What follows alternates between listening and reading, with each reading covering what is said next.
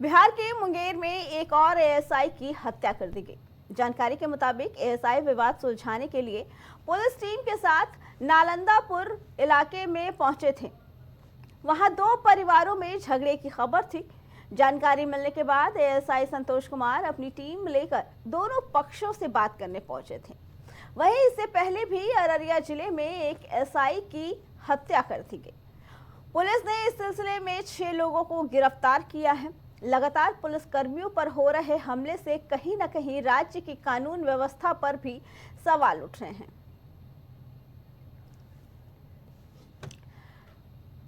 ये पूरा मामला बिहार का है, जिसमें लगातार पुलिस के ऊपर हमले होते नजर आ रहे हैं। बता दें कि वहीं इसको लेकर भी अब सियासत की जा रही है। साफ तौर पर ये कह रहा है कि इस वक्त बिहार में पुलिस वाले भी सुरक्षित नहीं है। साफ तौर पर उनके ऊपर हमला किए जा रहे हैं। ये पूरा मामला जहां एक परिवार के बीच विवाद था, उसे सुलझाने के लिए अब अपनी पुलिस टीम के साथ पहुंचे, लेकिन वहां पे उनकी मौत हो गई। एएसआई संतोष कुमार के ऊपर हमला किया गया, जिसमें उनकी मौत हो गई। ये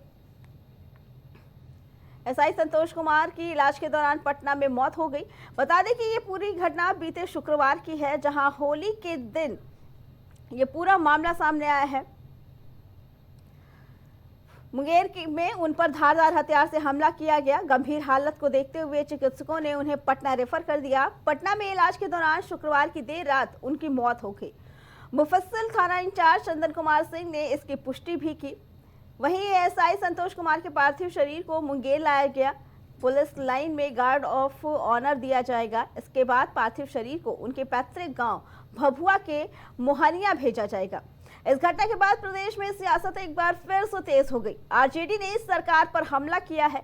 आरजेडी के प्रवक्ता मृत्युंजय तिवारी ने कहा कि सरकार की विदाई में ही जनता की भलाई है। 2 दिन में 2 एएसआई की हत्या। नीतीश कुमार अचेत अवस्था में है। बिहार में अपराधी राज कायम कर रहे हैं। बिहार में महाजंगल राज है, और अगर पुलिस वाले ही सुरक्षित नहीं तो आम आदमी भगवान भरोसे।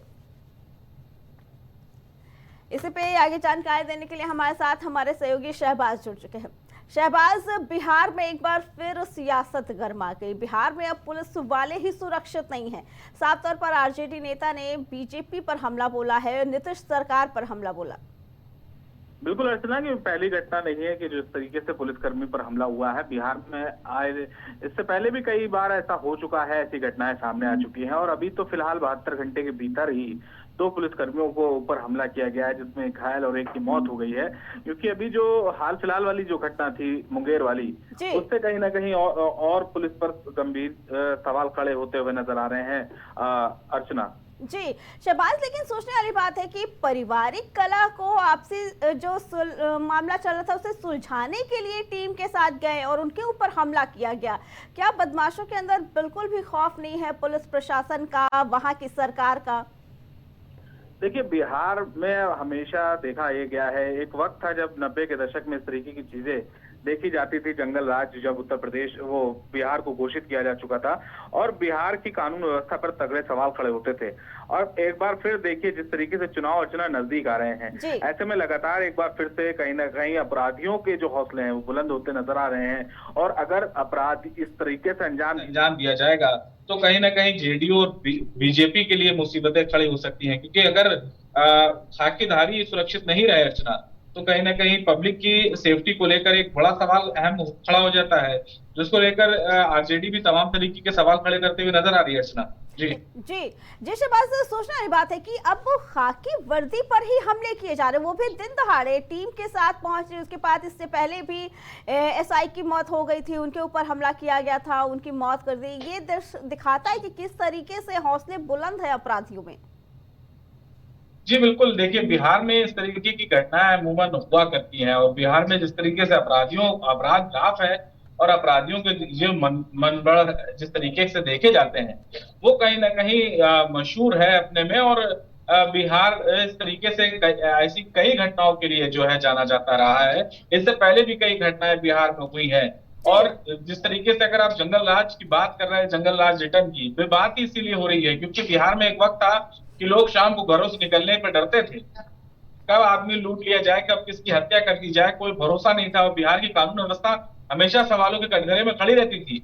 और लेकिन इस बार अब देखा ये जा रहा है कि लगातार देखिए, आम इंसान तो आम इंसान, यहाँ पर खाकी वर्दी वाले भी कहीं ना कहीं निशाने पर अगर आते चले गए तो आने वाले समय में कहीं ना कहीं जेडीयू और बीजेपी के लिए एक मुसीबत खड़ी हो सकती है, क्योंकि नवंबर में ही चुनाव होने हैं बिहार जी। के।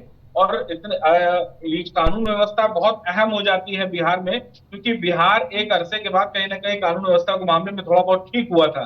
लेकिन जी। अब जिस तरीके इस तरह लगातार ऐसी घटनाएं होंगी तो चुनाव में मुसीबतों का अंबार देखा जा सकता है। जी जी शहबाज, और इसी को ध्यान में देखते हुए आरजेडी के प्रवक्ता ने साफ तौर पर कहा, उन्होंने कहा कि नीतीश हमेशा अचेत अवस्था में पड़े रहते हैं। इसके अलावा जनता से भी कहा है कि अब सरकार को बदलने का वक्त आ गया है, क्योंकि बिहार में चुनाव होने वाले हैं और इस तरीके की घटनाएं हो रही है। अब देखिए, आरजेडी पिछले कई दिनों से अगर देखा जाए, खासकर नेता प्रतिपक्ष तेजस्वी यादव जो हैं, वो साफ तौर पर उन्होंने ये बात बोली है कि जो मौजूदा मुख्यमंत्री है नीतीश कुमार, कहीं ना कहीं उनकी मानसिक हालात ठीक नहीं है, वो अवसाद से ग्रसित है और वो सिर्फ एक पपेट सीएम बनकर रह चुके हैं। यानी कि इस फैसला लेना अब नीतीश कुमार के बस की बात नहीं रह गई है। और नीतीश कुमार कहीं ना कहीं बीजेपी के अंडर काम करते हुए नजर आ रहे हैं, ऐसा आरजेडी और नेता प्रतिपक्ष तेजस्वी यादव का कहना, साफ तौर पर कहना नजर आता है। और कई मौकों पर इससे पहले भी वो उस तरीके का बयान दे चुके हैं। अब इस तरीके से मृत्युंजय जो आरजेडी के प्रवक्ता हैं, उन्होंने भी कहीं ना कहीं सवाल खड़े किए। उन्होंने बोला है कि अचेत अवस्था में है। तो ये मानसिक रूप से जो अचेत अवस्था में जिस तरीके का बयान आरजेडी की तरफ से लगातार आ रहा है, क्योंकि उनका कहना है कि नीतीश कुमार की जो मानसिक हालत है वो ठीक नहीं है। और बिहार को अगर कोई चला रहा है तो भारतीय जनता पार्टी अपने तरीके से चला रही है। जी। हालांकि सम्राट चौधरी और विजय सिन्हा जो दो डिप्टी सीएम है वो बीजेपी से ही हैं। और अभी जो बिहार में प्रतिनिधिमंडल जिस तरीके से अगर देखा गया था, मंत्रिमंडल जो जो विस्तार हुआ था, उसमें भी साथ के साथ जो है वो भारतीय जनता पार्टी के खेमे से थे और सातों को बीजेपी के ही मंत्री बने थे। हालांकि ये पहले से फॉर्मूला तय था कि जिसके सदस्य ज्यादा होंगे उसको जो है मंत्रिमंडल में ज्यादा जगह मिलेगी। और बीजेपी ने पहले जब मंत्रिमंडल का विस्तार हुआ था तब उसके सदस्य कहीं ना कहीं कम थे। और अब जो है भारतीय जनता पार्टी ने अपने चुनाव से ऐन पहले अपने मंत्रिमंडल में बदलाव करते हुए 7 सदस्यों को जोड़ा है। हाल फिलहाल में अब देखा यह जाए कि चुनावी गतिविधियां बिहार में अर्चना शुरू हो चुकी हैं। जी। खैर, चुनावी साल के बीच कानून व्यवस्था भी सवालों पर है। अब देखना यह होगा कि नीतीश कुमार एंड कंपनी यानी कि जो एनडीए का महागठबंधन है वो इस मुसीबत से कैसे उभरता है, क्योंकि लगातार इस तरीके की घटनाएं हो रही हैं। और अभी इसी बीच खबर ये सामने आई है कि जिस लोगों ने यह अपराध को अंजाम दिया था, जब पुलिसकर्मी को जिसने मारा है, पुलिस टीम जब पकड़ने जा रही थी जी। तो पुलिस टीम की जो जीप है वही दुर्घटनाग्रस्त हो गई और उसमें सवार कई पुलिसकर्मी घायल हो गए। तो इस तरीके के अगर सवाल खड़े होते रहे राज्य की कानून व्यवस्था पर, तो आने वाले समय में मुसीबत खड़ी कर सकते हैं नेता प्रतिपक्ष तेजस्वी यादव। जी जी शहबाज, और कानून व्यवस्था की बात की जाए तो सिर्फ ये बिहार का ही हाल नहीं है, ये उत्तर प्रदेश में भी कल होली का दिन था। शासन प्रशासन ने पूरी होली तरीके के से दिन, अलर्ट था बिल्कुल और होली ऐसे के दिन जी ऐसे में कई घटनाएं सामने आई थी कि बदमाशों ने कई जगह पे ऐसी वारदात को अंजाम दिया। बिल्कुल अर्चना, होली के दिन पर कई कई जगहों पर, केवल बिहार नहीं, उत्तर प्रदेश नहीं, झारखंड में भी और पश्चिम बंगाल में भी, महाराष्ट्र में भी, यानी कि शहर शहर राज्य राज्य हर जगह पर कहीं ना कहीं छुटपुट घटनाएं और बड़ी बड़ी घटनाएं देखने को मिली हैं।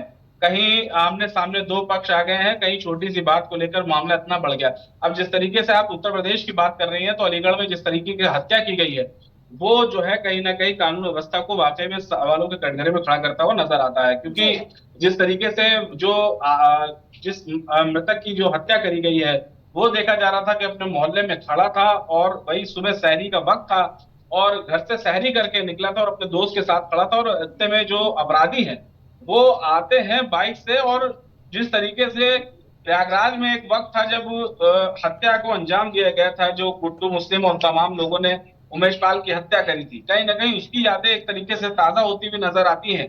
आपको याद होगा कि जब वो उमेश पाल जब अपने गनर के साथ गाड़ी से उतरे थे तो किस तरीके से गुड्डू मुस्लिम और उनके सहयोगियों ने ताबड़तोड़ गोलियां चलाकर प्रदेश की कानून व्यवस्था को एकदम से थर्रा दिया था। क्योंकि कहीं ना कहीं उत्तर प्रदेश में यूपी में योगी आदित्यनाथ की कानून व्यवस्था है और कानून व्यवस्था के लिए हिमायती माने जाते हैं योगी आदित्यनाथ। तो ऐसे में अगर इस तरह की घटनाएं होंगी तो सवाल खड़े होते नजर आएंगे। जी शहबाज साहब, का बहुत बहुत धन्यवाद।